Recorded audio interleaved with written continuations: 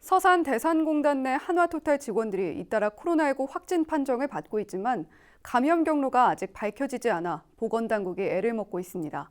취재기자 전화 연결합니다. 정선영 기자, 자세한 내용 전해주시죠.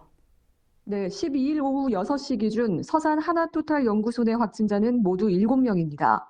지난 9일 하나토탈에서 첫 확진자가 나온 이후 그의 아내와 동료 직원 6명이 추가로 확진 판정을 받았는데요.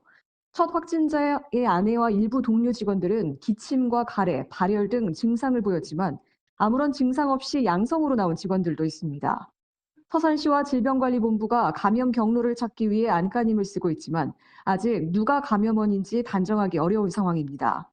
충남 밖으로 이동한 경로를 살펴보면 첫 확진자 부부는 지난달 말 세종에 거주하는 아들을 만났는데요. 아들에 대한 검사 결과는 음성으로 나왔습니다. 서산 3번과 6번, 8번 확진자는 각각 주말마다 가족이 있는 대전 본가를 찾았는데요. 대전 유성구에 살고 있는 8번 확진자의 아내와 딸도 12일 확진 판정을 받았습니다.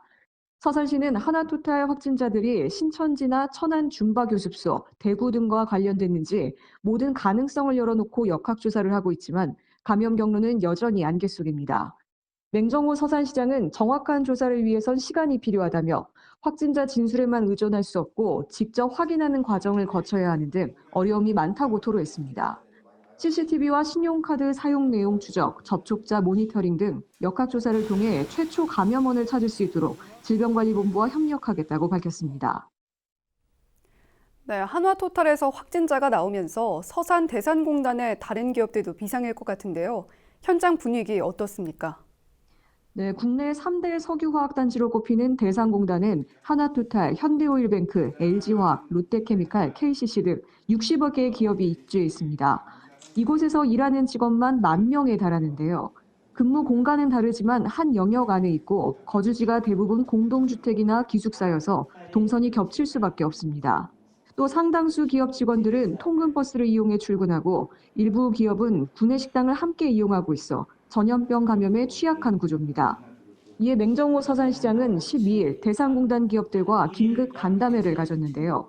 대산 5사와 서산 상공회의소, 대산공단 협의회가 참석한 가운데 코로나19와 공장 안전관리 대책을 논의했습니다. 먼저 현대올뱅크는 다음 달 12일부터 한 달 이상 공장 정기보수에 들어갑니다. 정기보수에는 하루 평균 2,000명에서 7,000명의 외부 직원이 투입돼 코로나19의 공장 내 전파 가능성도 큰 상황입니다. 서산시는 현대올뱅크에 정기보수 연기를 요청했지만 회사 측은 현실적으로 불가능하다고 하소연하고 있습니다. 현대올뱅크 측은 정기보수를 연기하면 공장 안전에 문제가 생길 수 있다는 입장인데요. 대신 출입구 3곳에 열화상 카메라를 설치해 출입자의 발열을 확인하고 전문 인력도 배치해 코로나19 유입을 차단하겠다고 밝혔습니다. 하나토탈의 경우 확진자들이 근무했던 연구동을 폐쇄했는데요. 공장과 별도의 건물에 있어 생산에는 차질이 없을 것으로 보고 있습니다. 하나토탈도 5월 중순쯤 정기 보수를 앞두고 있는데 우선 코로나19 문제를 해결하는 게 우선이라는 방침입니다. 지난 4일 폭발 사고가 발생한 롯데케미칼은 더 비상입니다.